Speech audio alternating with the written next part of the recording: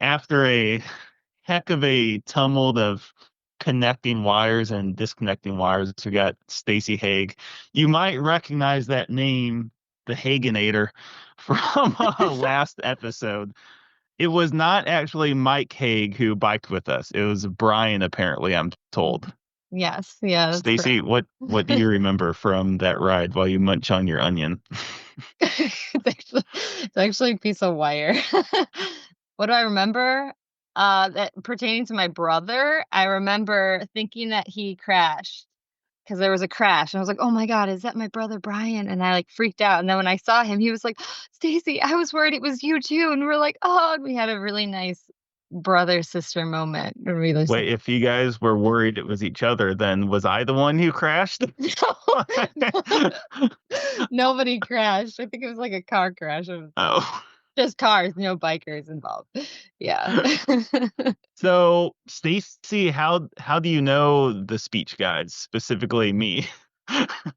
I know you, Mike, because I spent many, many hours looking at your butt and your calves. Yeah, there's not much to see with my calves, so Yeah, and back of your tire, doing biking for babies. you And could then, call Stacy the co-founder of Biking for Babies, oh, since that's so you were there the first year, mostly sleeping, from what I recall, Yep. in Well, John I Paul's had car. But insomnia. Yeah, I had the most insomnia, and that trip amazing, healed me. I slept yeah, the yeah, whole that's right. time. The most amazing part, you haven't aged a day. You look the Oh, exact same. thank you. Yeah, you look the No, same too. no, Maybe I a definitely little don't. less hair.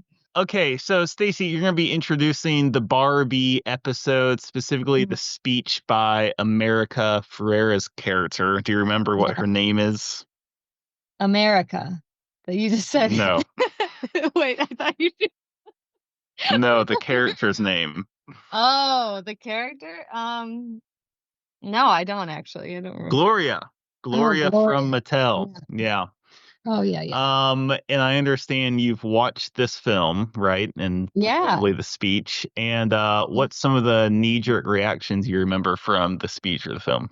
I have heard those like little speeches like on Instagram and stuff where women talk about what they're pretty much like the dilemma of being well, I think just being human, how there's things you need to balance. And so that's what I thought about because I have heard it before, and there have been better ones, I would say. Yeah. What speech do you have in mind that better captures the feminine ethos? There's there's a it's a thing on like on Instagram, they'll pop up every once in a while, like a woman, like just pretty much saying what I'm trying to think of an example of a good one. I mean, there was good ones in that speech too. Like I wouldn't say any like all of them are kind of like they're like a lot of people can identify with them. So the reason I thought of you for introducing the speech Yeah, I'm curious. is because I appreciate back in the day, of course, as you referenced the bicycling 1,000 miles together, you always did capture this really pleasant blend of tenacity and femininity. Like you had, I'm not big on like heart stuff on clothing or something, but regardless, you always had like that arts or the heart sort of like sparkling icon on your bike shorts. And Oh, the Hawaiian flowers. sort of like you were saying with balance. And I mean, I think that that sort of harboring both of those energies in a compelling way just makes women interesting and fun to be around. So, the fact that you were able to harness both of those things was fun and cool. So that's what compelled me. I do remember our first time just hanging out together. I suppose it was with Jimmy, the other co-founder of Biking for Babies, at the Fellowship with Catholic University Students Conference in Texas. That like 4 mile run we did. I remember that. That's when I met you. Yep. Yeah. Jimmy Yep. was on his phone. Had stuff to do, I guess. When he was running? Yeah, yeah, yeah. Oh, Yeah. I don't Several remember phone that. calls, I remember. I can't. Was he holding his phone? Because or did he? Yeah, yeah. Okay, yeah. Because I'm like, I don't think headphones were a thing back. Oh my god, Um, I kind of remember that actually. Now that you say it. okay. So anything else on your mind you want to share? Um, no, but thank you for that. That's one of the best compliments I've ever gotten. Because I do Oh, try. wow. Yeah. Thank you. I do try to balance things and trying to be like, yeah, yeah. Thank you. I mean, I think that just to like an interesting sort of corollary, think about, in, Catholics, we obviously emphasize the centrality of Mary, obviously. And of course, there is that traditional femininity of being receptive to the Lord's will for her life. But she He was a went to badass. Egypt Yeah. on this horse or donkey Yeah. and had a baby in a barn. Like Mhm. those are hardcore things. So Yeah. Stacy, your job at this point is to elegantly unfold in all of your femininity the characters who are hosting this episode. Didn't you say something about like, oh, figure out like what Kens you've been that have been in your life or something? Oh yeah, yeah, that was Ask you fun. that. Yeah, do you wanna answer that? Well, since you brought up one Okay, of but hold on. them. I need to platform it. I do recall, just so that the audience can sort of picture Stacy Haig. I remember you telling me at one point when we were hanging out in graduate school, so obviously by that point you're 24 or something, that you had never purchased a drink for yourself in a bar. Oh, I remember that because I remember your response. I was like, "Oh."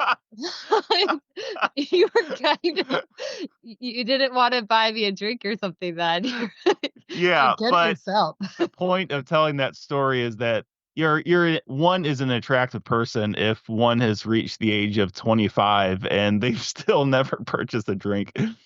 So Well, with that being said, there have been a lot of Kens in your life because attractive people attract Kens. In Barbie world, there's thousands of Kens. Hopefully not that many have been around to pester you, but do you remember any Kens worth mentioning that Ryan Gosling remind you of in some way or the other? yeah, uh, one particularly, but It'll I be don't fun. think you're gonna I keep can this. I'll just bleep out the name and that makes it sort of more Oh, fun okay. too.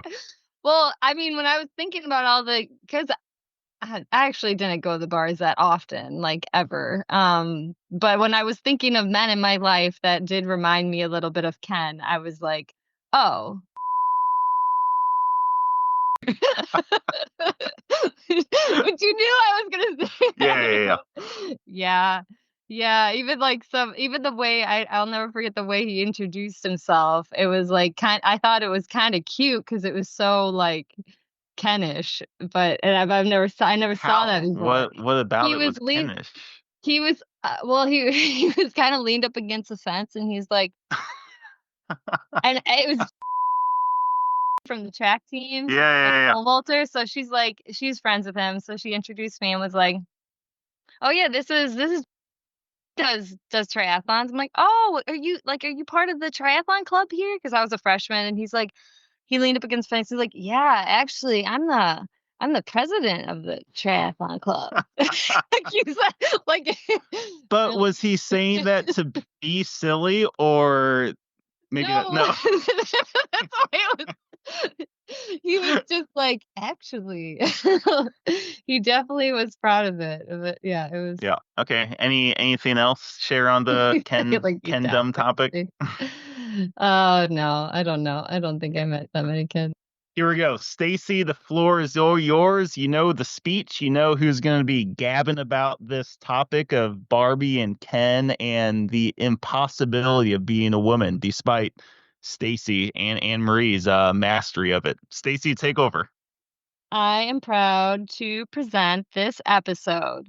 It's Impossible to Be a Woman, the speech from the Barbie movie by Mike Schaefer, my really awesome bicycle friend from school, U of I, who's good at rock climbing and is good at making a fire. like It's for camping. Then Anne Marie Williams, who is guest hosting. All right, and then Matt Schultz and Landon Free and Ross Johnson, who has a really good smile. And I miss his smile. It would be nice to see him again. I haven't seen him in a long time. That's all. well, Is that good enough? as we like to say at the Speech Guys Studios, cue the music. That was fine,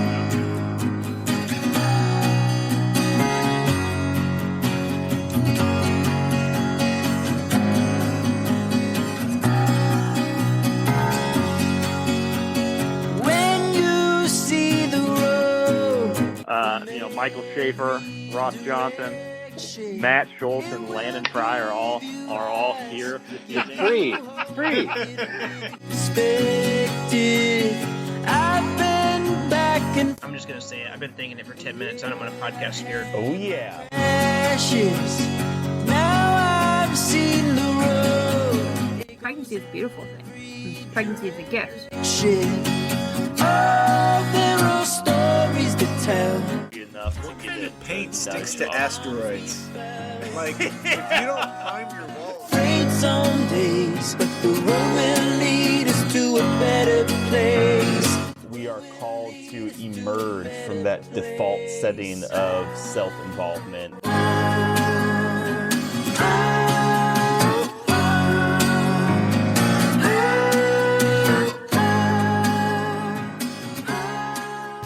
Okay, season 4. Woo! Who would have thought we'd get there? Everyone pay up who thought we would not. Yeah. Everyone. How about that? Okay. And the kickoff season 4 with a big splash in the Barbie Land pool is Anne Marie Williams herself.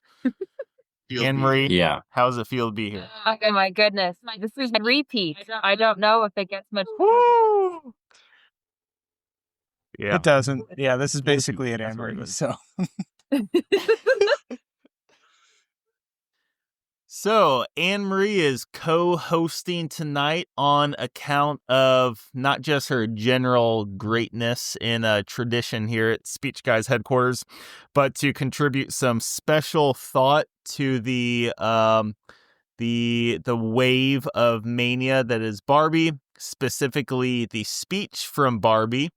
As Stacey Haig just introduced moments ago, it is impossible to be a woman by the character named Gloria, who works for Mattel, has no last name, but she does have a doofus of a husband and a daughter with an attitude. Played by the America Ferrer from, what was that show on ABC? What was that show in like 2000, early 2000s? Ugly Betty. That's right. Oh, shoot. I remember that being a show. That's right. Yep. Interesting. I do not remember that. Ah, man, America has come quite a ways since then, and in several different ways to interpret that. So, with that, why don't we go ahead and take a listen to the speech, just so that we all know what's on our minds here. So, with that, here we go. Okay. It is literally impossible to be a woman. You are so beautiful. Why don't you read this? We're not going to use this audio, Anne Marie, but it might have more spirit behind it if you read it. I was just thinking that. I was like, I guess I'll just Let me tell you. speak for myself. I believe that's my being high on agreeableness per Matt's comment here on the side. Okay. Maybe. All right, you want me to take Some it from the top? But not this woman. I don't know. Yeah, maybe they're agreeable. I didn't write that. Sounds like you agree. So. It's literally impossible to be a woman. You are so beautiful and so smart, and it kills me that you don't think you're good enough. Like, we have to always be extraordinary.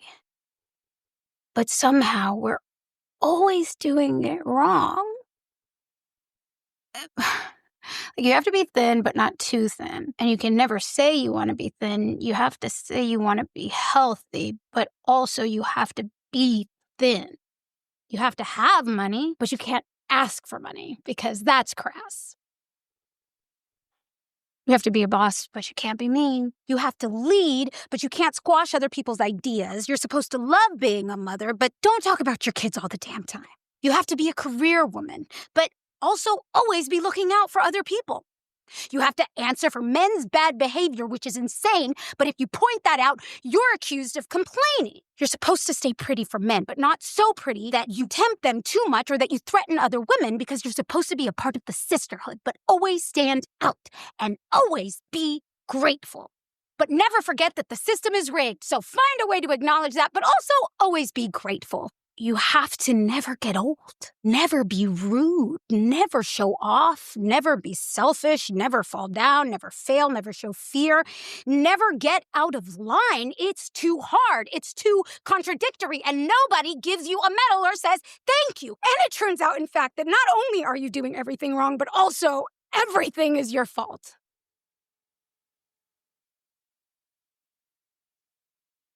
I'm just so tired of watching myself and every single other woman tie herself into knots so that people will like us. And if all of that is also true for a doll, just representing a woman, then I don't even know.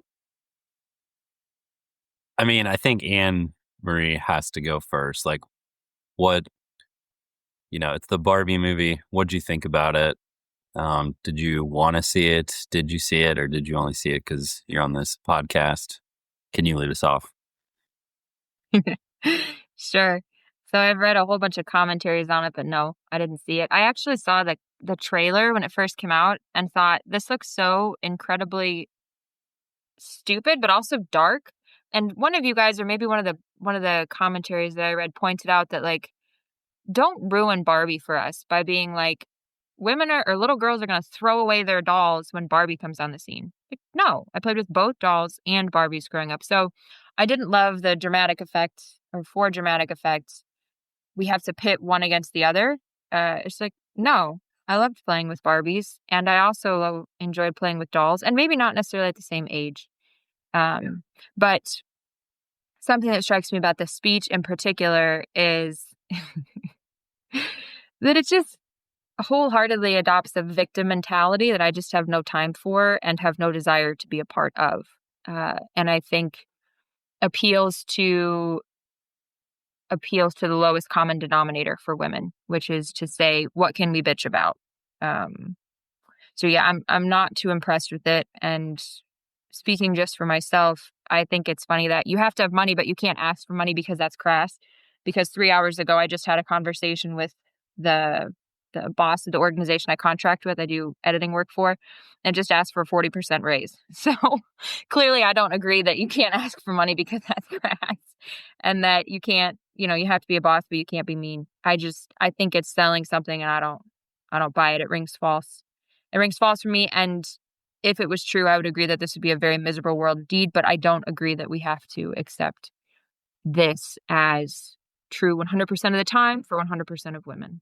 A couple things. I mean, I don't doubt that there's a couple things that I do appreciate. One is she doesn't specify like who is saying these things or where or who is enforcing these like sort of ideals or rules, so to speak, that women are supposed to follow, which I think is a good thing. I feel like it would be very easy to just kind of universally blame men or just directly blame the patriarchy. But I think that it does at least allow room for nuance of like, all right, where are these things coming from? Why do I believe this? Like who, and like Anne-Marie mentioned, like it doesn't ring true with her. I'm sure not all of this rings true with every woman. So it's like, if that's the case, like, well, who's lied to this woman, and like, how did she come to believe that? And yeah, I guess maybe like, how do we, if these are common thoughts, like how do we start like protecting our daughters, or from feeling this way, or how do we protect our wives from feeling this way? Like, I don't doubt I can be a jerk to Claire at times, and like I would think we all want to be better for our wives. So my first reaction, so I like, and it's funny because I didn't actually see either of them, but like I feel like I did feel the excitement last summer of the, what was it, Barbenheimer, like the double movie feature. But then I didn't end up seeing either of them originally. I have seen Barbie since. I think first reactions to the movie as a whole, and I think first reactions to the speech, probably an overall similar sentiment. As far as the movie itself, I would say entertaining enough, but I was a little bit let down after the summer craze of Barbenheimer. And I think part of it, I mean, kind of like I said, similar to what you guys, or what like you guys had said, I think that they did, take some things that I'm sure a lot of women have experienced, but I don't think I was aware before I clicked play on just how central. I guess I assumed, these kind of patriarchy, that type of thing was going to be a part of the movie, and it was going to have like some other kind of fun plot line. I didn't realize like that was the complete plot line of the movie. They just went through the whole thing. Yeah. All my notes are for Oppenheimer. I thought we were talking about atomic bombs tonight. Shoot. I did see Oppenheimer in theaters. I did not see Barbie until months and months later. I thought I think it was a unique storyline and script for, Hollywood was mostly like just Marvel movies and sequels. So definitely something different.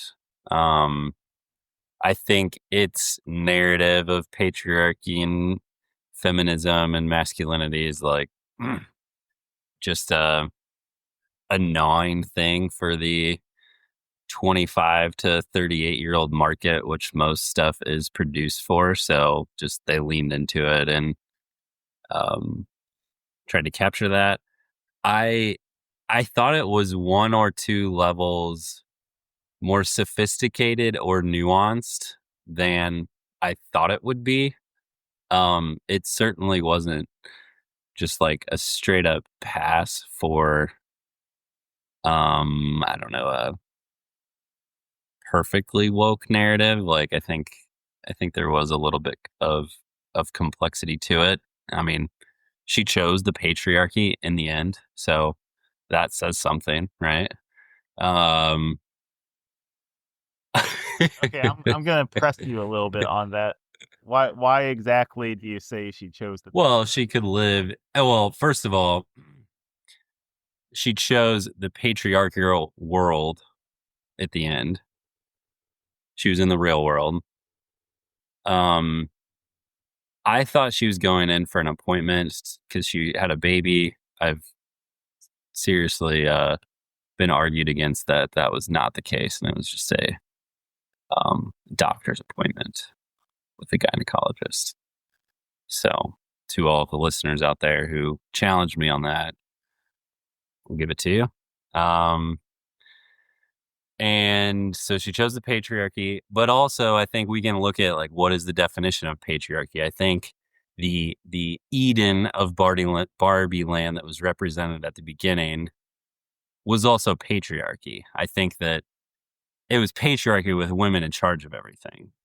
But so matriarchy. No.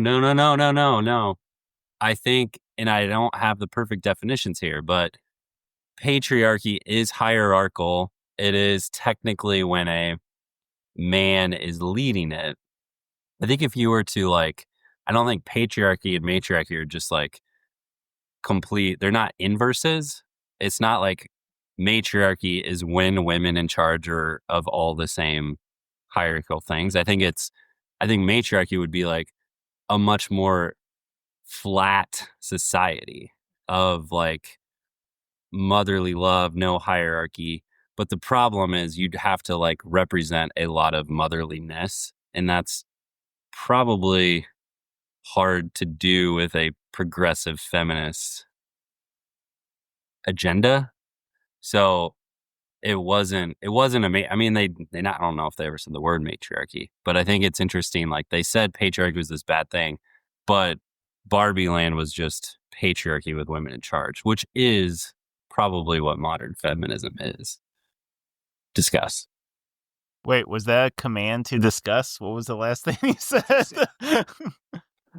Are you telling I'm disconnecting you from the call.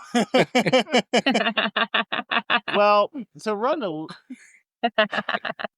yeah. That's just, I don't know if I'm right there. That's just a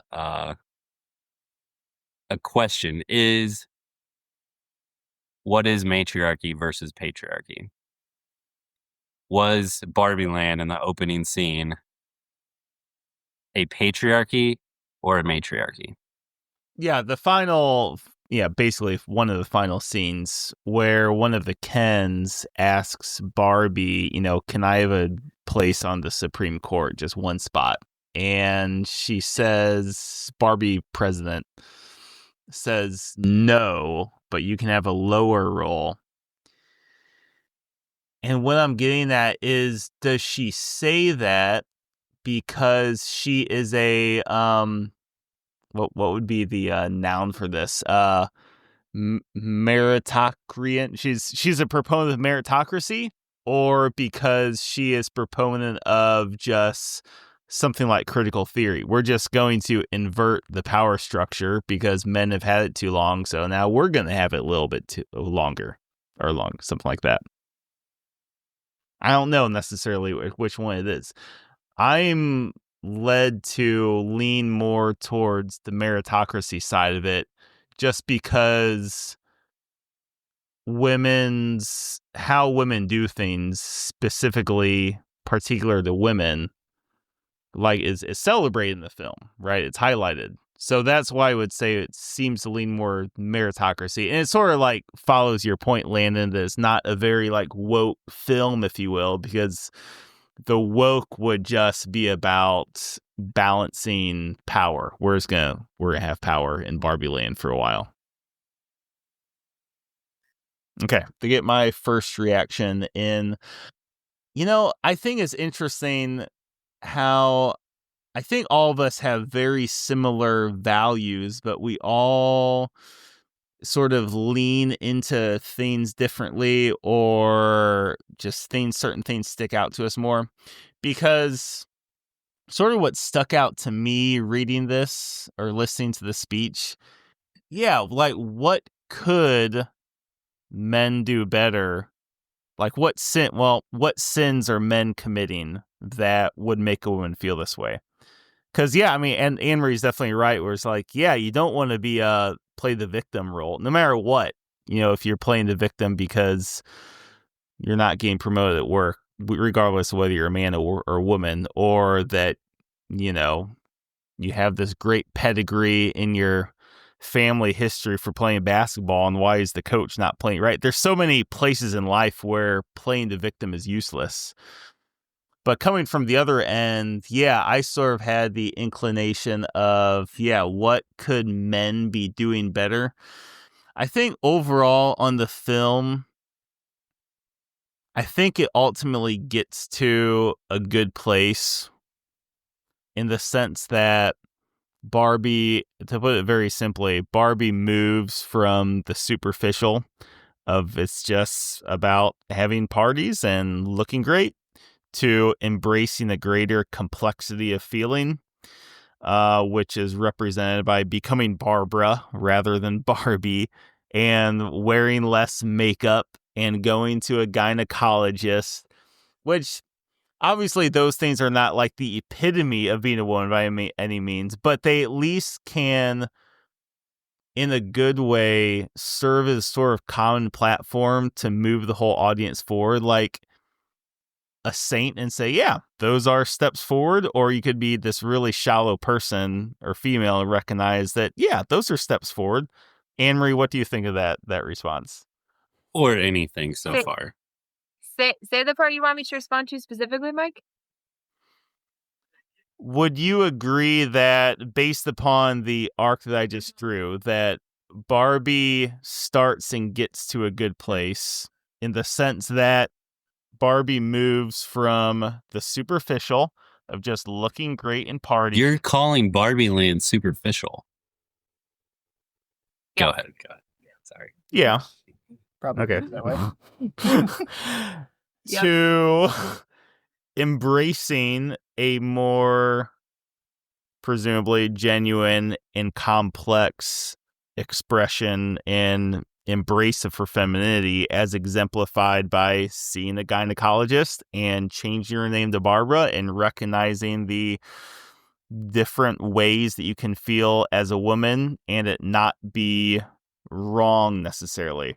Because like early in the film, she's feeling all these really dark things and she's like, oh my gosh, this is terrible. I shouldn't feel this way. I'm just like rejecting all sense of identity. So the question I'm asking is like, insofar as I've expressed it, does that seem like a good common platform of a good arc for the film? Like, are you convinced that yeah, that seems like a good start finish for I don't know why I'm trying to sell you necessarily. That's just how we ended up here. This is podcasting. Has Barbie told you to say that, Mike?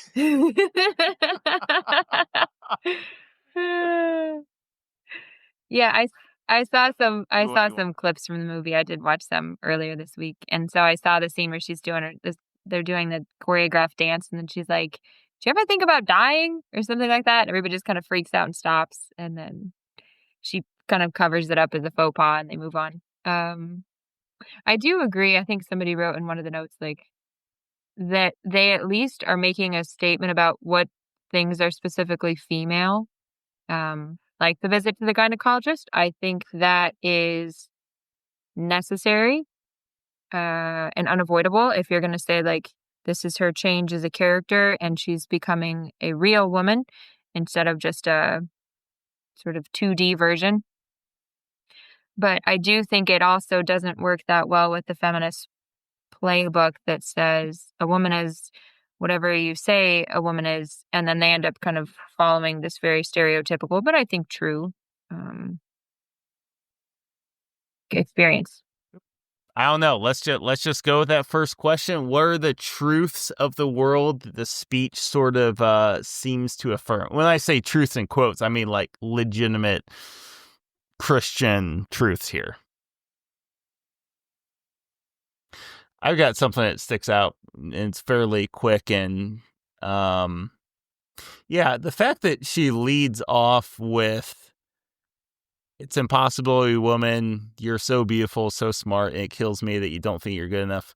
Well, that did sound a little bit patronizing, because it's like, Gloria, you just met Barbie. Like, come on, how connected are you to her? But we'll just give her a benefit of the doubt.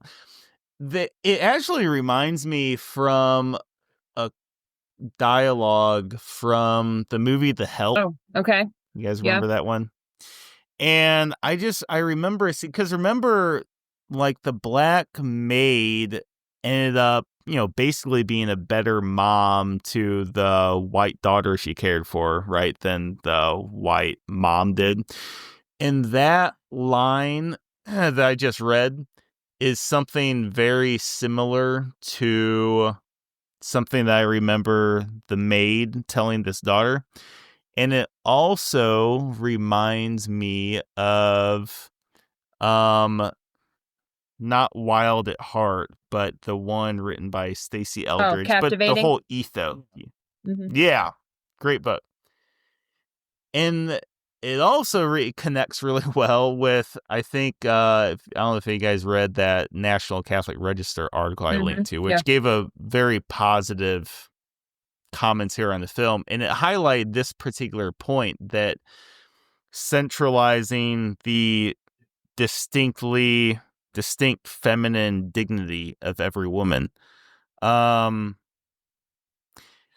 And I'm just thinking, like, I can't speak to that of like, whoa, that's what a woman needs to hear. I mean, it sounds right, and you can only just sort of observe and talk and hear things. But I'm thinking of like something that John Eldridge would write in his book that sort of corollaries that for men, but being told that you are good and you are made for adventure, and things like just these very fundamental things that seem simple, but they're that initiation into embracing your masculinity or your femininity and such, this cornerstone thing. But how many of us actually ever hear those things? So that stuck out to me as a truth of the speech that was like really good and solid. I would say two things jumped out to me. The first, I mean, just this idea that it is, and again, most of these things I have lots of like thoughts on we could go from, but to keep it concise and see what lands.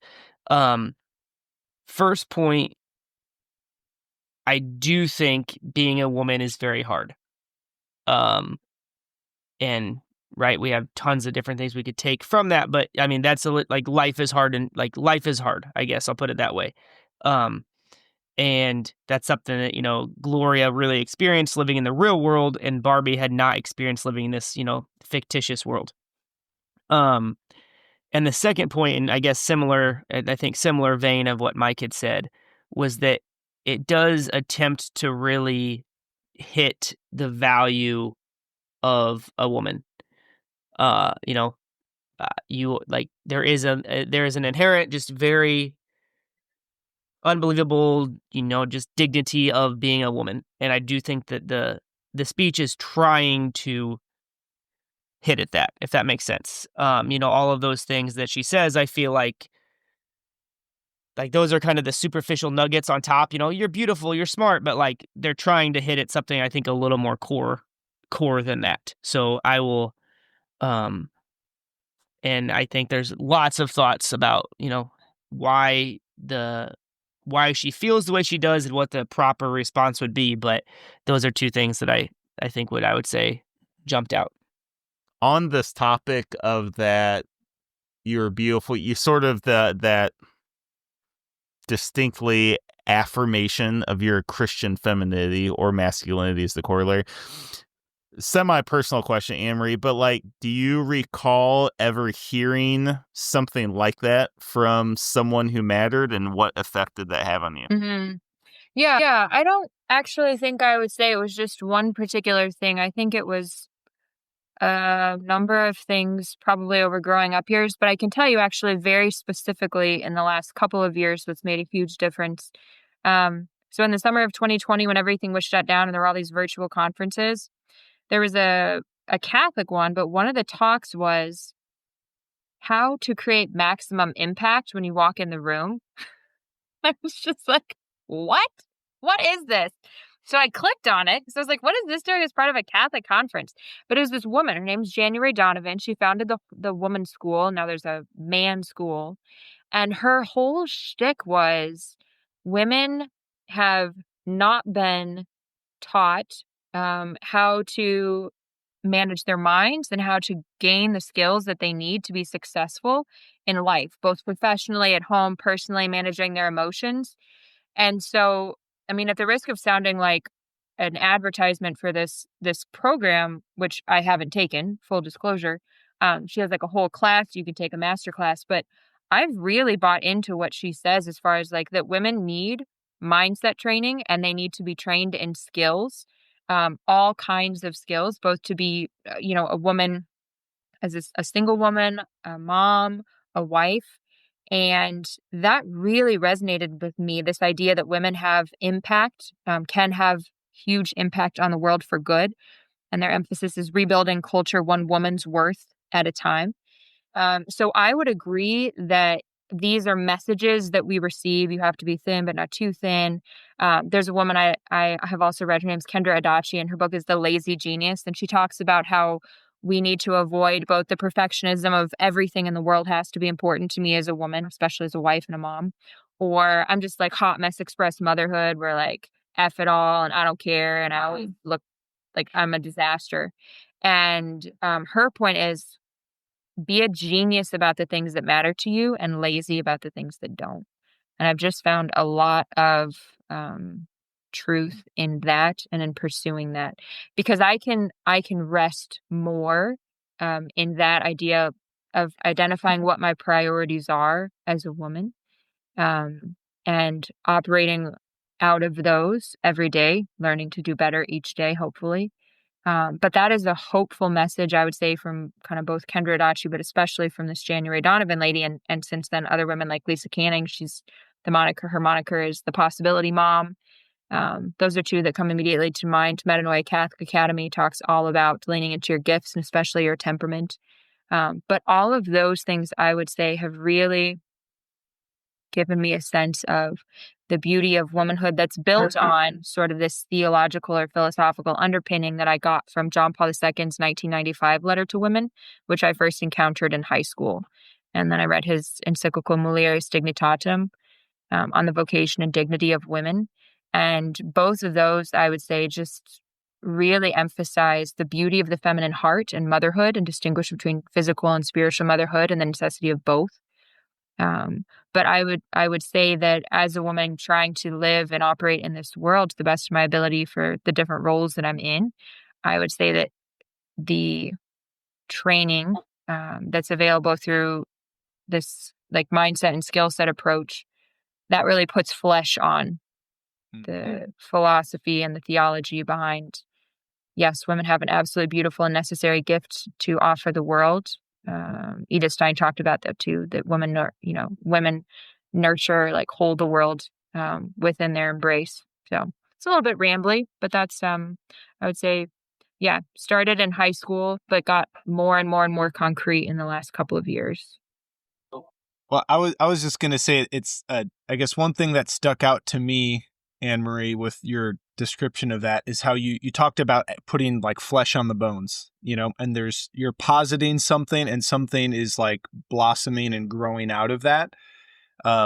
Whereas I feel like this speech just becomes like tearing down all the things and doesn't really posit anything else in its place, There's certain, like, yeah, if someone truly believed and lived out the way this speech, like the content of this speech, like, yeah, that would be terrible. But, like, where is that coming from? Like, I don't, like, that's not coming from a good place. No, no. And I do see this. Yeah. Don't get me wrong. I do see this. I do see these attitudes and I do see an acceptance of them. But something Metanoia Catholic really emphasizes is like taking all thoughts captive for Christ, right? And just figuring out what our beliefs actually are and then putting them essentially on trial and saying, like, is this true 100% of the time? Yeah. Is it 100% true 100% of the time? And even if it is true, does believing this serve me? Does believing this serve me, even if it is true?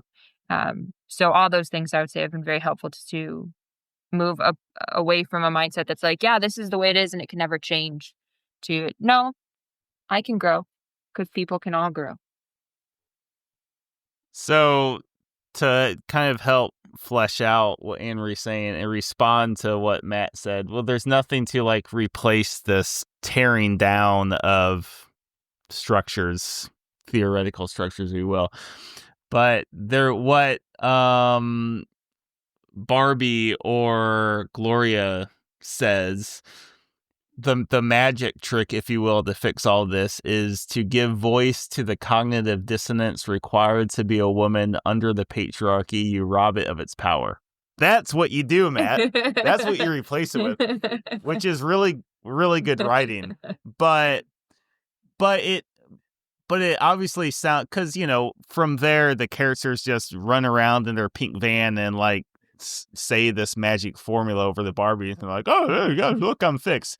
Which is actually sort of chauvinist, that you just tell them, oh, this is what they're mansplaining to other Barbies. But rather, it's exactly what you and Matt are saying, that, the path to any virtue or holiness is messy and has to have flesh on it and is raw. It's not just this simple little collection of fancy words that, even though if they might be true, they just, yeah, it's work. It's blood on the cross, right? Is the ultimate example. And I would say too, there's a part in the speech, several different points where, and you put a note on this in the document, Landon, about like, this seems to be women complaining about other women or women talking about other women's attitudes. And then there's reference to like, you're supposed to be part of this. If you disagree, it wasn't me. Yeah, that's garbage. I do agree, but even if I didn't, own it. Own it. I don't have to agree with it for it to be true. Or me agreeing with it doesn't make it true. Uh, but I do agree that there is the sense of the sisterhood, especially within feminism, right? And so you're not supposed to ask questions about things like how it ennobles us or empowers us to kill our children, for instance. But I would definitely agree that we don't just need to tear each other down, but we do need authentic mentorship. And that's a big component of, the women's school and the different women figures that I follow right now is this idea that like women need to teach other women how to be women. And I've heard that the same thing for men. Like men need men to teach them, like boys need men to teach them how to be men. So I would say the exact opposite of this. Like we're the sisterhood and we have to stick together, but we're also nasty, mean, and queen bee and bitchy to each other. Like, no, actually the opposite of that is where real healing and growth comes from. When you find a woman who's willing to say, here's how you do these things. And like personally in our own lives, right? I'm collecting or amassing a tribe of grandmas locally. Like I am up to 4 local women who are essentially serving as grandchildren or grandmothers to my children. And I'm learning things from these women, like how to relate to my own children in a way that is less perfectionistic and demands less of them. But then I'm also learning to lean on the skills they have that I don't have, like a desire for crafty behavior. I'm not a crafty person. I don't love crafts, but I love that I have access to these women who are willing to pour into my kids in this way.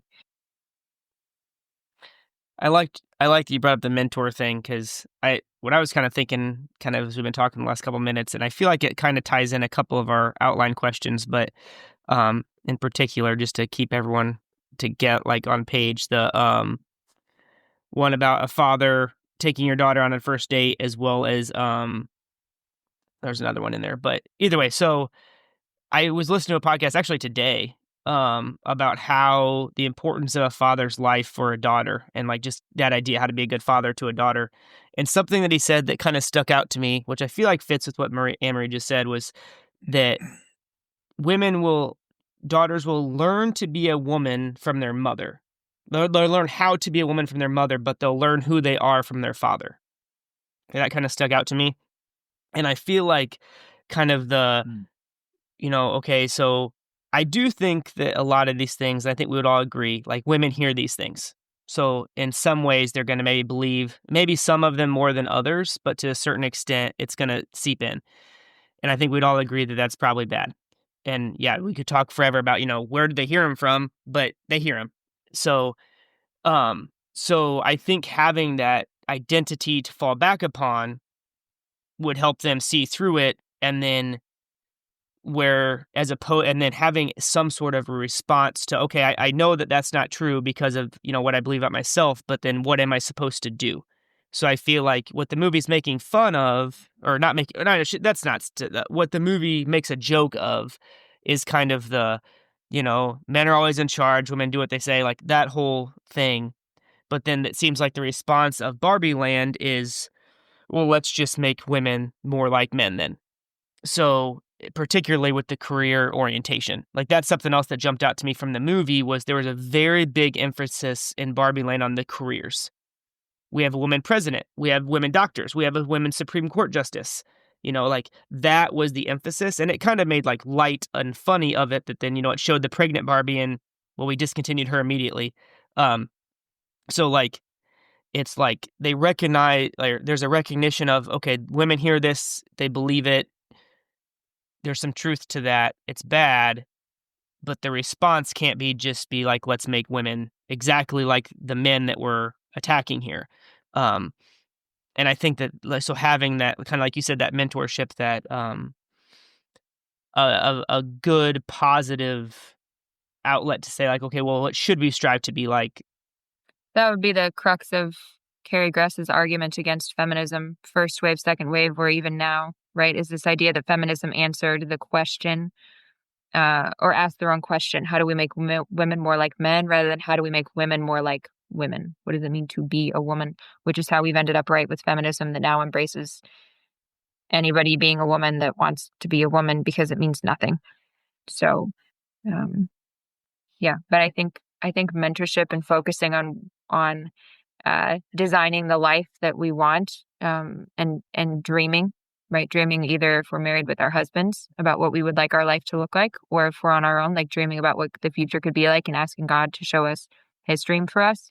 I think all those things lead us away from a world of kind of navel gazing and then trapped in victimhood. Because I would say that women who speak in the way this speech is going are trapped. And I don't think it's not a good place to be. Well, before we get too close to the end, what did you guys think? I mean, hey, I'm a guy. What did you guys think of the Kens? We haven't even talked about Ken. I mean, Oh yeah, good thinking. My contemplation of this resolves like this is a film about Barbie, and when you try to analyze the Ken stuff too much, it's just not about Kens or males or masculinity. And if you try to analyze it too much, it's more about Barbie, I think. I could go deeper, but I'll let everybody else talk first.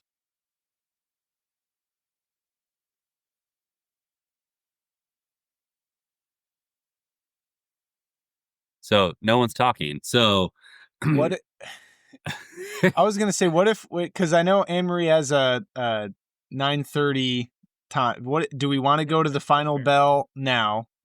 And do because I imagine Anne Marie's not going to have as much to say about the Ken since she didn't watch the movie. That's fair. So I imagine, I would just say to make the most of Anne Marie's time with us. And then we'll all take our Final shirts bell off question. and talk Okay, about Ken.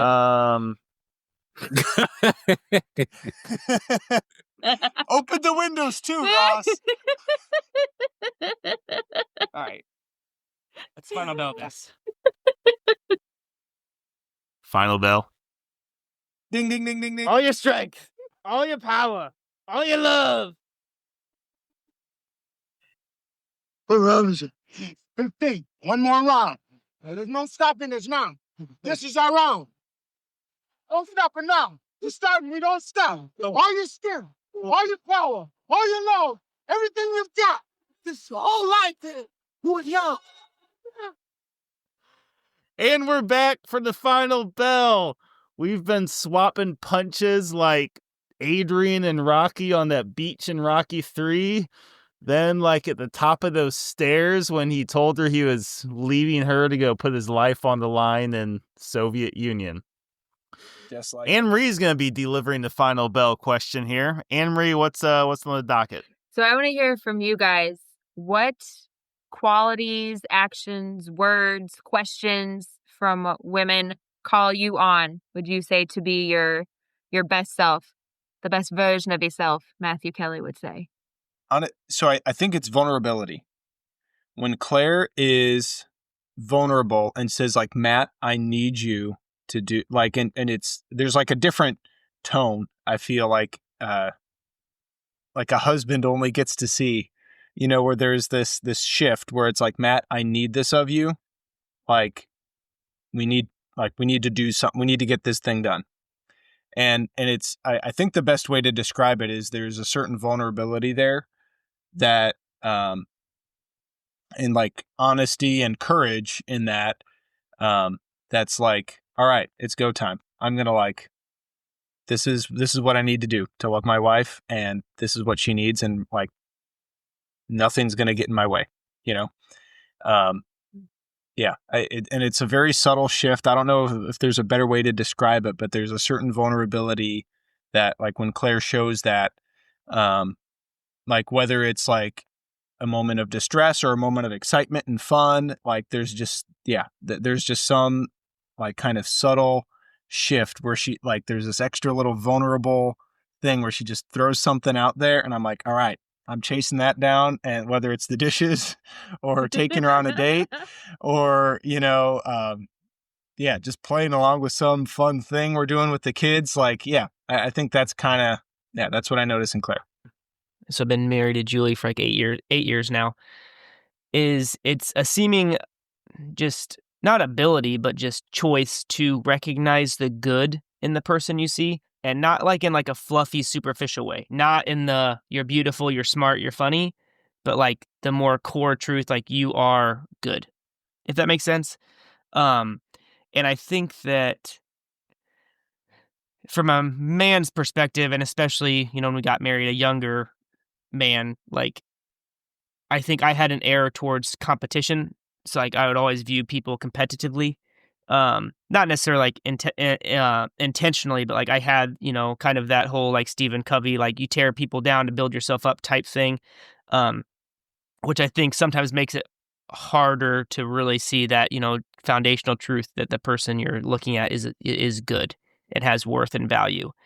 So I think that I've matured a little bit in how I just view other people from that, which I feel like that fits well because, like, just thinking about, I feel like the women you probably learn the most from are probably your wife and your mom, which I think, like, I kind of use that example as something I feel like I've learned from watching Julie, but like then that, like, it fits well with, like, the no one's ever going to love you more than your mom. Like, I've heard that saying before.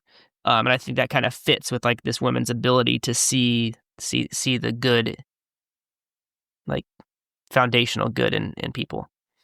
Landon Free, married 2.5 years. Nice to meet everyone.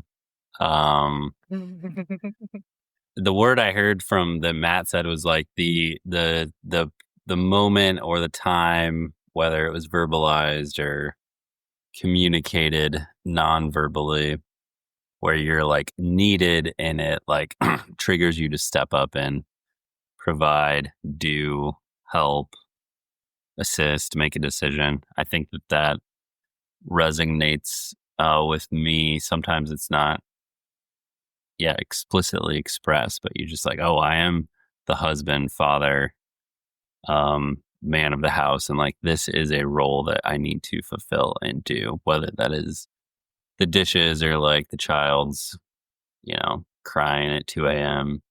And just having somewhat of an extra encouragement, or like, you could really help me here or take this burden off me. It's like, I can do that so easily. I think is when, I feel most encouraged. Yeah, it feels pretty obvious to me. Confidence. And I was sort of thinking through while y'all were talking about, like, why does that stick out to me? And it feels pretty obvious or intuitive that the reason is this. Because if I think that a woman is confident, then, in the context of engaging with me, then they're also going to have confidence and fortitude moving into these other challenging circumstances, which one, unavoidably encounters in life. This is going to sound silly, but it makes me want to like hold, like I'm a big hand holder. Whenever I'm dating someone, I like holding hands. And that sense of confidence, it just makes me want to be intimate in that way. Like I've seen them as my equal. That's not exactly the right words for it, but it's just there's someone who sees the same things I'm looking at. They are maybe a little bit scared of the same things I am, but they're also have a sense of the ability to move forward by similar things. And that's striking thing. It's a little weird for me to answer what I do that motivates my husband, maybe, since he's not here to answer that himself. But it's a good perspective. Lean into it. But I think he would say how I try to motivate my husband is with to be his best self is with a sense of teamwork. We've been having this conversation about wanting to move in the next year and a half. And so we've been talking about like me earning more with the part-time work that I'm doing, and talking to him about asking for a raise as well. And I sort of had this moment of kind of like reverential, like a reverence towards the conversation we were having, when he said something actually that was essentially told me he was taking what I said super seriously. And when I'm talking about like, okay, let's talk about how we can both earn more money so we can have this money to move into this new house that we think would be good for our growing family, I'm kind of spitballing a little bit. But I realized when he was telling me, from what he was telling me, that he was taking what I said super seriously. Like, this is important. We need to do this. And I'm taking ownership over this. So it reminded me to approach our conversations believing that he takes me seriously and takes my dreams seriously and the things that are important to me, that he wants to bring them to life as much as he can. And I have evidence of that, of him wanting to bring my dreams to life. So making sure that I am treating him like a grown-up, and that if I tell him something's really important to me, I'm not going to say it 12 more times. Like, I might say it once or twice to make sure that he understands, like, babe, this is really important to me. But then because we're grown-ups and I respect him and his ability to put himself out there and to protect, provide, and defend us, I really try not to nag at him or to be his mom, because he actually doesn't need another mom. He needs a wife. And so I'm trying to encourage him to be his best self by being the wife that he needs, as opposed to a second mother for him. Whew. Whew. Yeah, I really like that idea of being reverential towards certain conversations. Did you come up with that yourself? Oh, I'm sure everything that comes out of my language? mouth, I've read from someone else. That was I've a heard good from someone else. Yeah, that's really good. And I think really, central idea to like any relationship, obviously, but certainly marriage even more so. Whew. Well, it's 9:32. I can't imagine the bill for overtime Anne Marie's going to charge. It's going to be 40% more than she charged last time, though. Yeah. She knows that ass for me. Oh, well, these days, Anne Marie, we have a little sign off. It goes something like this. Thanks for drinking. And thinking. And thinking. With us. Hey, let's cue the music, and y'all have a good night. Thanks for being here. That was great. Dead ends come and go. Look toward the horizon. Up ahead you'll find a peace of mind, relief from the trying. I have burned a bridge, wrecked in a ditch, had to ask forgiveness. Dead ends come and go. Look toward the horizon. Oh, there are stories to tell. The times we grew and the times we fell. Oh, I've been afraid some days, but the road will lead us to a better place. The road will lead us to a better place.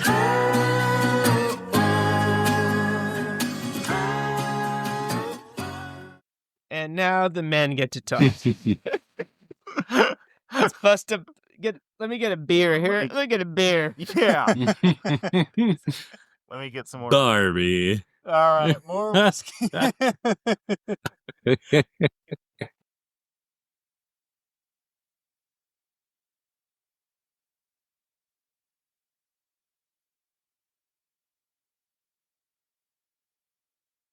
I wish someone would be able to hear when I sat down, everyone was gone. I was like, Landon was right. There was a rapture.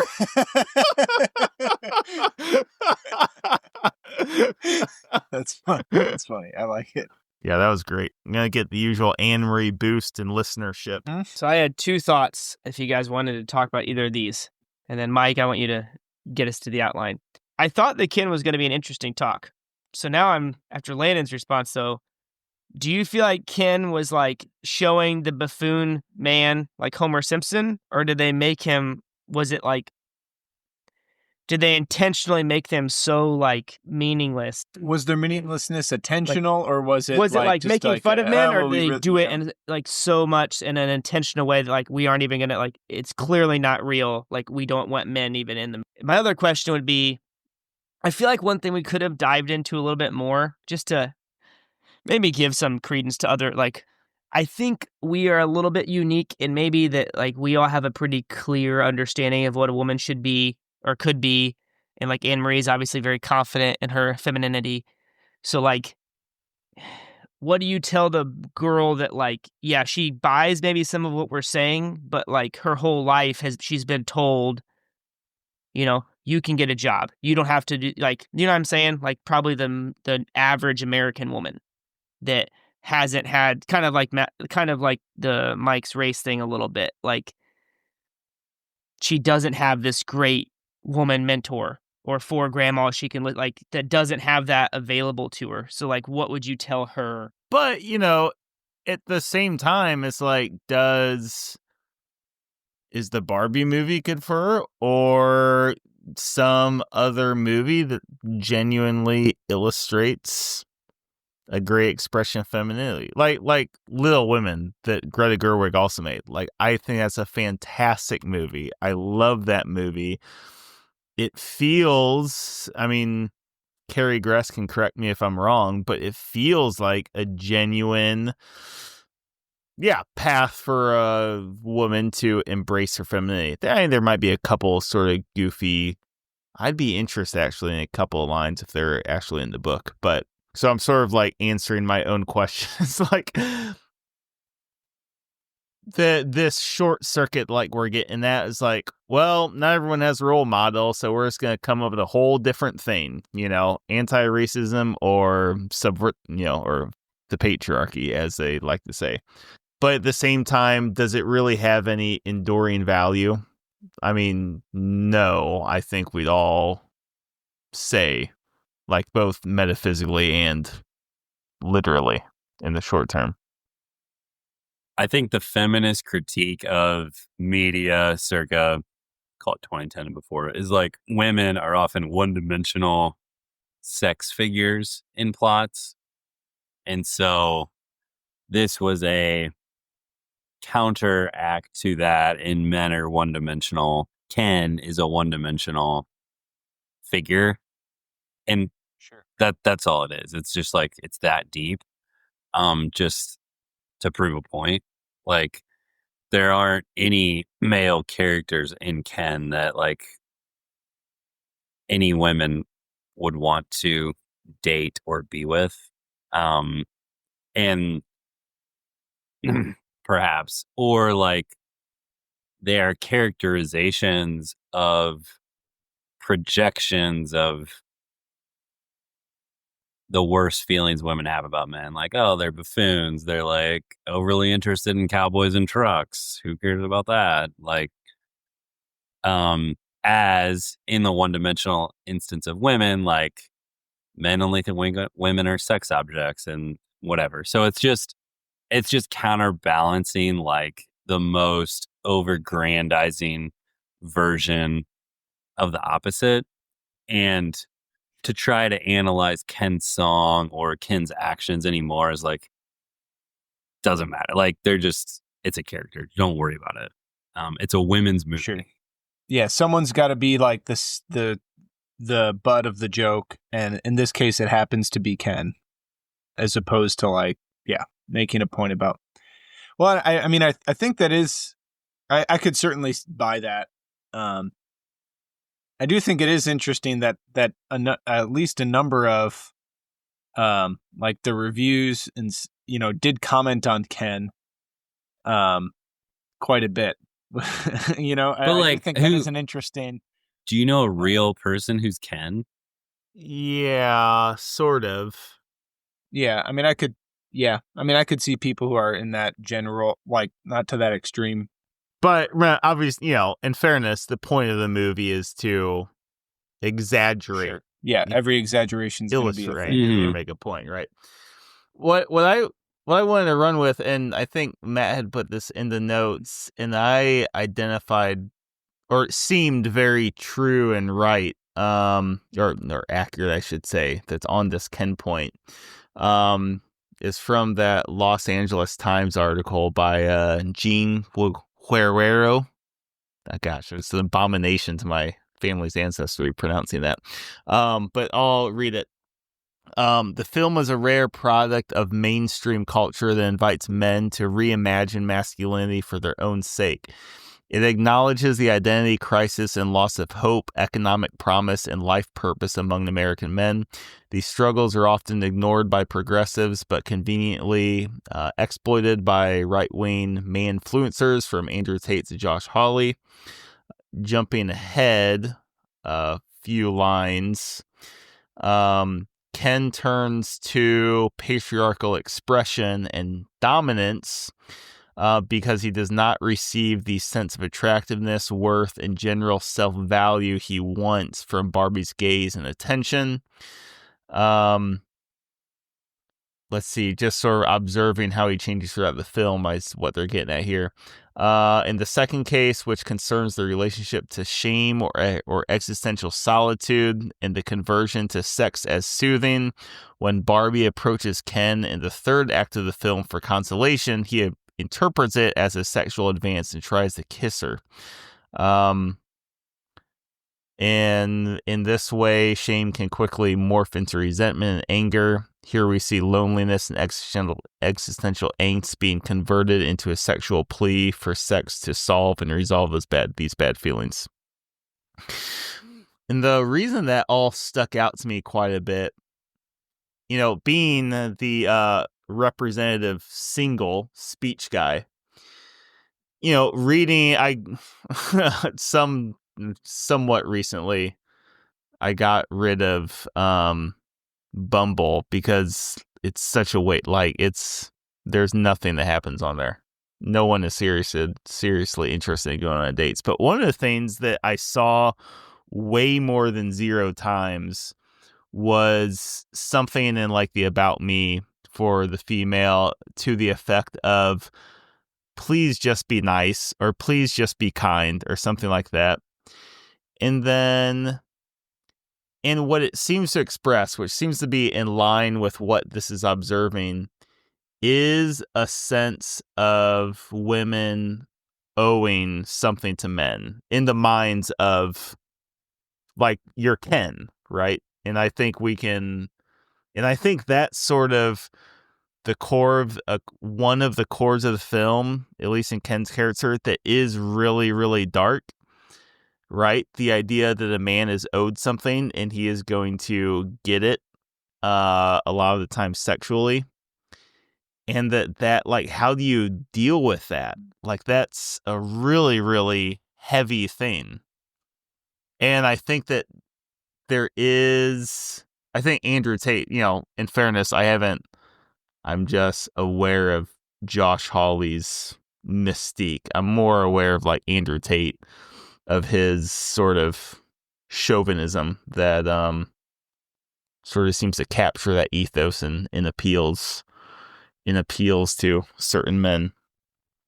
So sort of the answer to the point here is, I feel like there is a little more to this one-dimensionality of Ken here. I feel like Greta Gerwig was trying to present something there with Ken. How do you deal with the fact that men feel like they're owed something, especially sexually? It was a good case. Yeah, and that's it was where a good case. Yeah, go ahead, Matt. Go. I don't. Yeah, and that's where I know several people read various aspects of the movie as a satire, which it is a comedy. It is kind of hard to take, or you have to be careful with any sort of comedy in terms of what you take as they're presenting this as a solution or as the truth versus they're presenting this as something that happens that's kind of mock or joke worthy, So yeah, I think there's a layer of incredulity which you have to take all of this stuff. But I don't know. I mean, I guess I don't know if I have anything in particular about the sexual aspect of it. That much I'd probably have to think more about. But I think there is something. I mean, Ken in the song thing does ask for commands respect, and it's only when he sees the respect in whatever form he gets it in the real world that he that's when that pivot takes place, and there's the desire to change Barbie Land and whatnot. But I don't know. I guess at the same time, I I think that the Gene Guerrero commentary is valid. Like, we do need to think about, like, if the solution, I like a common feminist mantra is the future is feminine, or the future is female or whatever. It's like, well, if that's the case, then what are men doing, in the meantime? And the less men have to do, the worse things usually get. That's when, like, gangs happen. That's where terrorists recruit from. That's where, like, all of the bad things that are, like, universally unbelievably bad, they usually come from idle men. So yeah, like, are they owed something sexually or, respect wise? Like, no, like, you should have to earn that. And certainly Ken's kind of just a goofy buffoon, which, again, like I think Landon says, maybe you need to be cautious about taking that too seriously. But I guess, like, if you do think of more like real world situations, like, perhaps maybe there is a good aspect of this movie in that it's calling that out. Like, all right, what are we going to do? Like, we do need to we can't just have Barbie Land 2.0, because that didn't work out, that ended up being just as oppressive as the patriarchy. I'm thinking first Rise and Fall of Mars Hill's reference of season 4. I downloaded that, Mike. I haven't listened to it yet, but I did download it. So it's on. Yeah. I'm thinking of Pastor Mark Driscoll's. He was infamous for being, and ironically, being both chauvinist at times, but at the same time also being very protective of women, I think, in very genuine ways. Like, there's different anecdotes they share in the podcast of buying groceries for sort of single moms who are struggling in his church, and just, if he heard that there was a guy in his church who was mistreating his girlfriend in some abusive way, probably not physically, but some kind of abusive way, like, he would be violent, not physically violent, but, verbally violent towards them. And yeah, I don't know. I don't want to ramble, but I'm just sort of like expressing it. It's like, that's certainly not something we should do. Like, you don't want to be, yeah, like, the ideal certainly isn't to be the Mark Driscoll towards Ken's, to, like, slam them up against the wall. I don't think I agree with that, but keep going. Okay, here we go. I think Mark Driscoll is the perfect solution for Ken. Things are getting hot. No, Anne Marie's off the call. Landon is like, he serves a purpose. I am a little bit too. I just pictured, what would Andy Meister do to me if I acted like Ken? Yeah. Ugh, it wouldn't be pretty. Like, does Mark need to be a pastor for a 20,000 person church in a whole city of families or whatever? No. Does he need to be a pastor for Ken's of the world? Yes. Like, should he be the men's minister in a church, and his sole goal is, like, you're the guy for all the Kens? That's his perfect role. Should he, like, pastor everybody and be the head of in the face of a church? Probably not. I mean, I think you definitely need to tear down the Kens. You need to confront the Kens. You can't just let the Kens keep kenning. They beach, Matt. They beach. But I think that's right. But I think, I mean, then, but on the back end, there needs to be an on-ramp. And I think for men in particular, that comes in the form of, like, a mission. If you think of, like, if like, one of the sins of men is, like, aggression, right? Which universally men are more aggressive. All right. Like, if they have a mission, you're like, all the aggressive guys, your mission is to beat up the bad guys. Like, all right, now there's maybe some good coming from that, obviously, yeah, need to be judicious with how you discern a bad guy and not. But anyhow, or like another thing, like, men ignore their emotions, right? Like, all right, that's maybe not good in certain social circumstances, but there can be something to that in like a stoic leadership or like in a foxhole. You don't want to show your emotions that you're scared because that's not good for anyone. There are like good outlets. So like maybe to Mike's, I don't know if this is what you're going for. Like, I think you do need to tear down and confront the Kens, but you need the opposite end of that is like, all right, what's the outlet? Like where are you going to channel this masculine energy, even if it is, well, yeah, I mean, it's misdirected. It's directed somewhere and it's not good, so like where does it go from there? I think actually your point was accurate, Landon, where you can't pastor 20,000 people that way with that really harsh, we could say, pastoralism for men, right?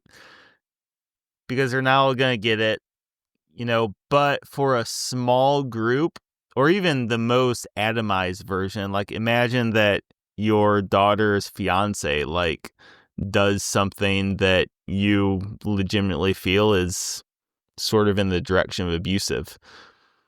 I'm not saying you go like physically abuse that guy, but I think using really strong language. Yeah, I think that's a legitimate Christian response. So just to draw that out, it's like, okay, for a small group of guys you're close to who are being a little Kenny. They need a Snickers.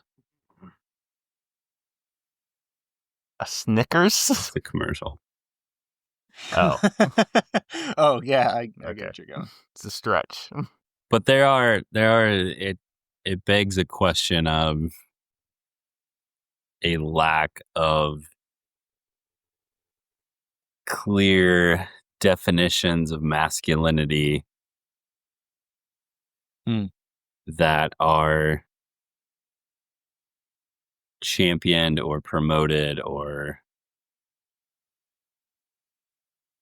permissible in a progressive world, which is perhaps the entire point of this whole podcast. And yeah, that I think there is a struggle there that Greta Gerwig tried to weave in a little bit. I think it was mostly a projection, but a little bit of what does it mean to be a man? They did answer like, what is a woman? A woman is stereotypical Barbie. I commend them for leaning into that, which is brave in 2023. Blonde woman and such. Well, what? No, I don't feel like that's where they ended up, but we won't dwell on that, but go on. Have you guys ever encountered, so like we kind of talked about with her speech, like where do women hear this from? Because it sounds like they probably hear it from other women, right? A lot of her critiques of, America's speech there, Gloria's speech. So to bring it into like masculinity, right? Like what we like to talk about is, that more traditional masculinity is, frowned upon or, that blah, blah, blah. There's not a clear, the culture has not presented a clear masculinity because they associate everything as toxic, blah, blah, blah. Have you ever like encountered that personally? You mean like someone calling right? So you like toxic I think we would all agree like some more traditional masculine qualities, chivalry. Like if we all started spitballing and say, "Oh yeah, culture hates that," we get called, we gets equated with toxic masculinity, like trying to thinking women weren't good enough, blah blah. It's like we'd all say that in a way similar to like Gloria's speech. I think women all feel I have to be thin, but I have to be like blah blah. And like one of our critiques was, well, where is she hearing that from? Outside of this vague air quotes culture, Sure. So like to throw the lens back on ourselves, like have you guys, where are we hearing that from?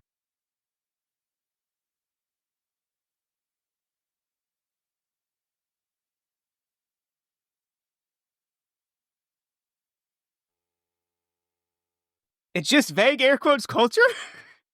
Just what I'm using. I don't know. And maybe it's not a good point. Like, I feel like I try to live out a lot of traditional masculine ideals And I would say that they're frowned upon in today's world, but I can't really ever think of an instance where they were challenged like directly. Well, I mean, I've got two quick thoughts. One, and I made this point in the notes. I mean, I think that is the problem with social media, is that it gives life to this interior life that everyone has had since the beginning of time. And while there's some aspects of the interior life, like, it's good, we should have been talking about those things, but it's really scary, talking about, depression or mental illness or something like that. I mean, those two things are probably over talked about now, but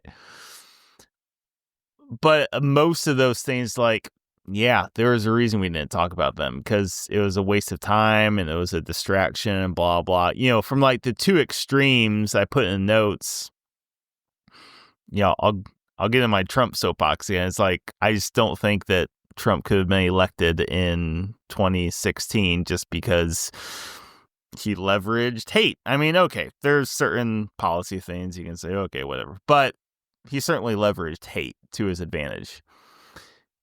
But in the other way is like the ASMR. You guys know ASMR when I reference that? Yeah. Yeah, it's like the water whisper videos. It's called auto sensory meridian response. And a lot of people, I get it. You get it. A lot of people get it watching Bob Ross, the painter. And it's like when people talk really quietly and maybe they touch very small things delicately and everything's really zoomed, that you get like this weird, it's like a chemical thing in your brain. But anyway, now like that's a huge thing, and it's sort of gross. People will watch these videos for hours on it, like it's porn, essentially. Like, it's not a sexual response, but it's a very just pure chemical response. The point being that social media gives life to a lot of things that go on inside of us that feel really significant in your head, and then they feel 1,000 times more significant when everyone else is talking about them, regardless of whether or not they're actually significant. Sure. So those are the people that are saying it. Maybe this isn't like toxic masculinity per se, but I know Claire did feel some pressure just from like some friends and some people that she would talk to, and she said she was staying home with the kids. She wasn't going to go back to work. Like, I know I know that there was some sense of like pressure she got where she was like letting people down or whatever, or that people didn't respect that decision of hers. Which that's kind of more traditional value, whatever. Just because people don't directly confront you on it doesn't mean they're not like talking behind your back too, just knowing how, I mean, I'm not going to confront someone directly and it's not out of, it's not even out of like fear necessarily. It's just out of like, oh yeah, that's just not a prudent, kind way to interact with things, is to like, when you hear someone like a coworker say something, to be like, I disagree. You're wrong because of this. You know what I mean? Like, but just knowing how, I mean, I think there is something to, I guess, just knowing how other people live and think, and like, even just like overhearing talk in the office about, I don't know. I think there might be something to that. Like you might feel victimhood, even if it's not like directly like, oh yeah, you're a toxically masculine person, because of this. Yeah, I mean, I think it is a legitimate phenomena to like take in enough cultural milieu, but not be in a place to like directly confront it or have someone directly confront you, and still understand that like, oh yeah, most people don't think like me, or like, and to have some sense of like guardedness about being different. But yeah, I mean, I think the point is taken though, that like, yeah, like no one's ever called me a toxically masculine person to my face. How much was Gloria's husband to blame for her feminine angst? I don't remember that part of the subplot. Did they ever show her husband? Well, that's sort of the point. You basically saw him in two scenes. He was learning Spanish on an app on his couch while his wife and daughter were out in the world. And then you saw him in the last scene dropping Barbara off for her gynecologist. Why would he drop trying to learn Spanish? Barbara off? Well, he was with America and her daughter. So, I put this in the fun facts. I learned this listening to the interview with Greta Gerwig. So that was America's husband, actually. He's a filmmaker and actor. And Greta Gerwig had the idea for him, he's going to be like an absent husband, just disconnected on his phone learning Spanish. And apparently Greta Gerwig called America about this role she wanted her to play and was talking about the husband, and she was like, that's what he's doing right now. He was literally on the couch learning Spanish on this app. Because it sounds like, I'll come off a little harsh here. Gloria seems to care more about what the world thinks than what her husband has to say. Yeah, it kind of seems like there's nothing. Was learning Spanish on an app presented as a harmful manner? That seems innocent to me. Yeah, no, it's supposed to be more benign, although he was accused of cultural appropriation by his daughter. I would say I don't know. I guess to have a thought on it, the whole how much was he to blame? It kind of is like the whole right? I feel like I got all fired up, and I'm sure maybe you guys did too. Like the whole whose fault was it, Adam's or Eve's? Yeah, I'm talking about. Sure. Oh, Eve. Landon, you know I'm talking about? Yeah, definitely Eve. The Bible. The world's black and white. The world's black and white, Ross, and it starts with that story. Do you know what I'm talking about, though? Whose fault? Have I ever Adam's fault? Go ahead. No, go ahead. Just for the audience. Okay, well, I'm familiar. Okay, so whose fault was it in the garden? Most people would say Eve, but in a way to kind of challenge men to be men, it was Adam's fault, and the response is, "Why the hell was the snake in the garden?" Mm-hmm. Which is a little bit of a brouhaha, but at the same time, it's probably worth Yeah, I don't think I've studied enough to compare Adam and Eve to Ken and Barbie. Studying.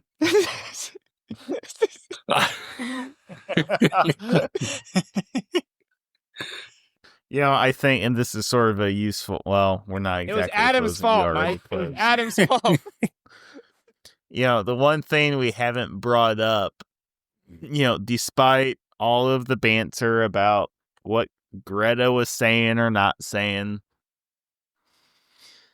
at the end of the day, even though, the ideas might have said something one or the other, at the end of the day, it's still making money off of a toy that billions of dollars are made off of every year. And there's no way you could have sold less after this movie. You have a really good-looking, jacked guy in the starring role. You have a very attractive woman in the starring role. And that's what makes money. Mm-hmm. And you got Snappy running along with it. So is it really anything different than the things that the story claims to demonize? How much does the story demonize good looks? I don't know that it, you know what I mean? It doesn't. I think that's a critique of the movie. It was like to Mike's point, I'm going to just read, and this is a quote from Margot Robbie, okay? Or Robbie, whatever her name is. So I think my pitch in the Greenlight meeting was the studios have prospered so much. So I'm going to skip a couple lines for brevity. So she's trying to sell the movie, and this is what she says. So she's trying to sell the movie to actually get it made. This is her quote: And now you've got Barbie and Greta Gerwig. And I think I told them it'd make $1 billion, which maybe was overselling, but we had to make a movie. So, yeah. And You know what? They all probably had bottles of water sitting around them while talking about how the climate is burning too. Ooh, anything else on your mind? I mean, I think you could probably project Ken onto Adam, like, oh, I don't know. And like, there are probably some similarities there.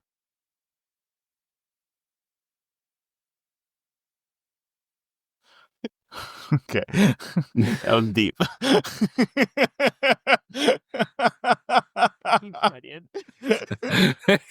What? Something that might undermine the entirety of our podcast.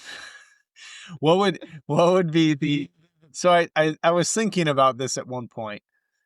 What would you respond to the person saying, you guys are way overanalyzing this? This is a goofy romp that isn't supposed to make sense. It's just supposed to be part silly, part nostalgia, part glitzy aesthetic, part girl power, but in a girls rule, boys drool sort of way, not in like a serious feminist critique sort of way. There's that part of me that's always, I mean, I understand the cultural moment seems to suggest like, all right, there's some political or some like, philosophical points being made.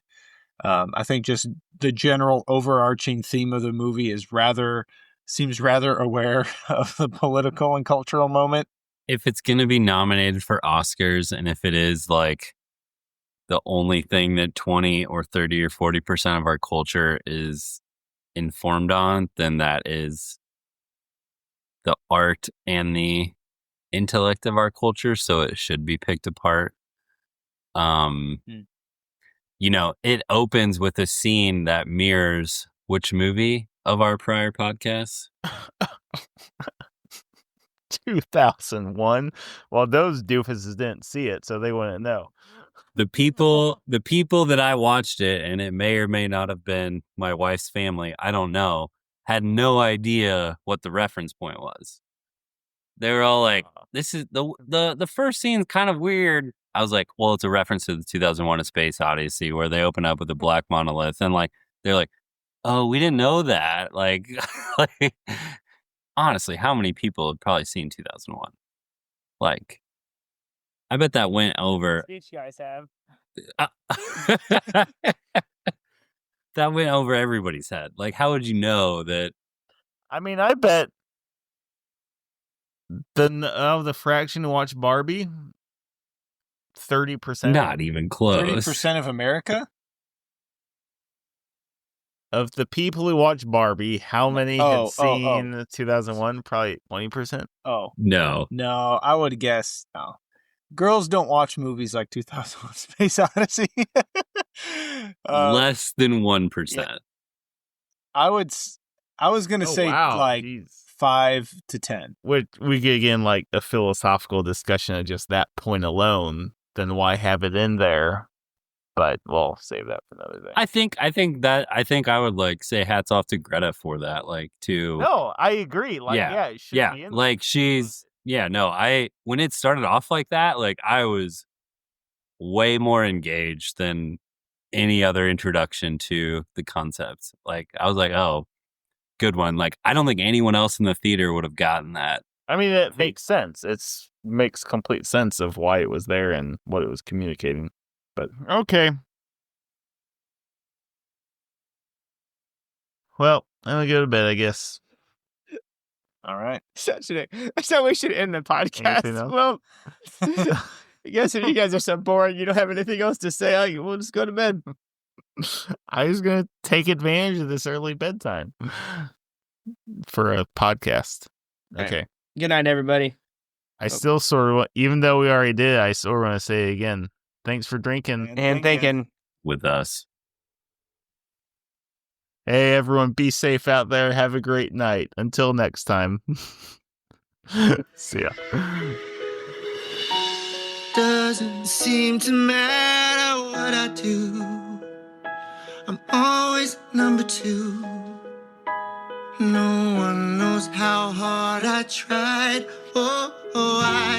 I have feelings that I can't explain. driving me insane. All my life been so polite, but I'll sleep alone tonight. 'Cause I'm just kidding, anywhere else I'd be a 10. Is it my destiny to live and die a life of blonde fragility? I'm just kidding, where I see love she sees a friend.